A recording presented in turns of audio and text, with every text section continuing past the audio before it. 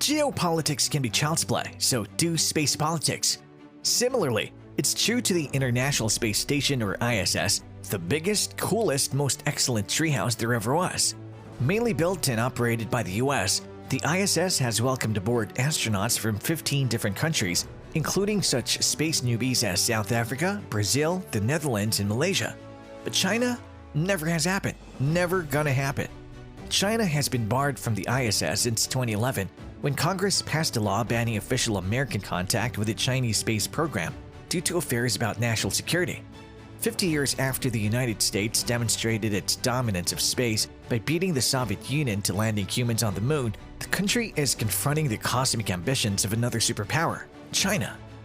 Hello everyone, welcome to World of China, a channel to explore the blazing issues of China. In today's video, we are talking about the rivalry in space dominance between China and the USA. So stay tuned with us and don't forget to hit the subscribe button.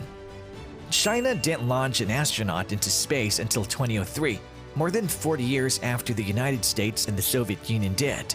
Since it has amplified its space program at a blazing pace, even as the United States has become reliant on Russia to maintain an appearance on the International Space Station. NASA hasn't sent another soul to the lunar surface since 1972. But earlier this year, China created history when it became the first nation to land an uncrewed spacecraft on the far side of the moon, an act honored as opening a new chapter in humanity's exploration of the moon.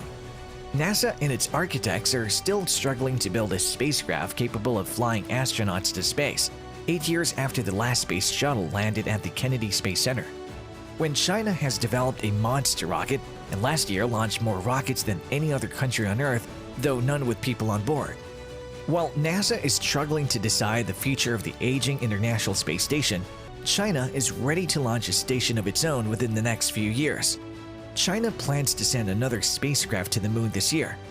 It also has set its sights on the same remote swath of lunar real estate the United States is rushing to reach, the moon's South Pole, where water from ice could prove not only life-sustaining, but might also provide the ingredients, hydrogen and oxygen, for the propellant to send rockets to other destinations.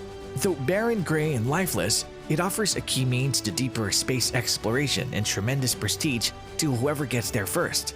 The United States and China aren't the only countries eyeing the lunar South Pole. Recently, India launched its Chandrayaan spacecraft in the mission there. If successful, India would become the fourth country after the US, the former Soviet Union, and China to soft land a spacecraft on the lunar surface.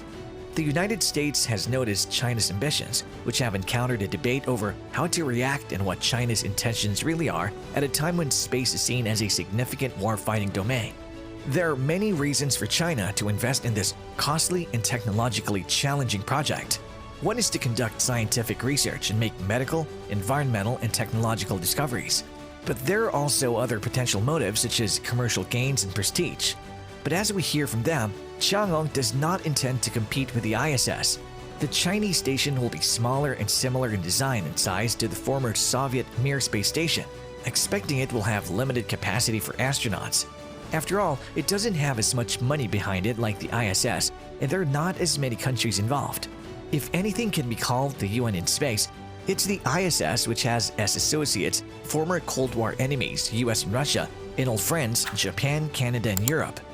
Over its 2 decades and counting of service, the only permanent human outpost in space has hosted about 250 astronauts from 19 different countries, carrying out hundreds of spacewalks and thousands of scientific experiments. But the ISS is coming to its natural end. It's scheduled to be decommissioned after 2024 to leave place for the Lunar Gateway, a small outpost that'll orbit the moon. This is an international initiative part of the US-led Artemis program that again sees China prohibited. Chang'e may not be alone for long, however, as the Lunar Gateway will be launched eventually. In its primary perception, the Lunar Gateway will serve as a science laboratory and short-term habitation module. It'll then act as a hub, allowing for spacecraft and rovers to resupply during their multiple trips to the moon. The first launch is planned as early as May 2024, with SpaceX's Falcon Heavy rocket taking the essential modules. It should be operational a few years later. Compared to the ISS, the Gateway will be smaller and more nimble. Of the original ISS members, only 4 are part of the Gateway: US, Europe, Japan, and Canada.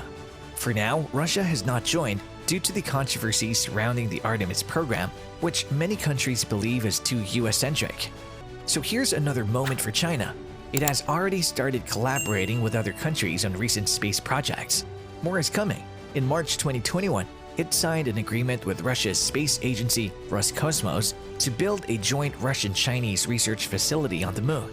Having lost its monopoly for manned flights to the ISS due to the successful SpaceX launch in 2020, Russia seems keen to keep its options open for what concerns lunar projects. As experts and officials, instead of competing in space, the United States should partner with China on civil space exploration and science missions, as it does with Russia, another potential rival.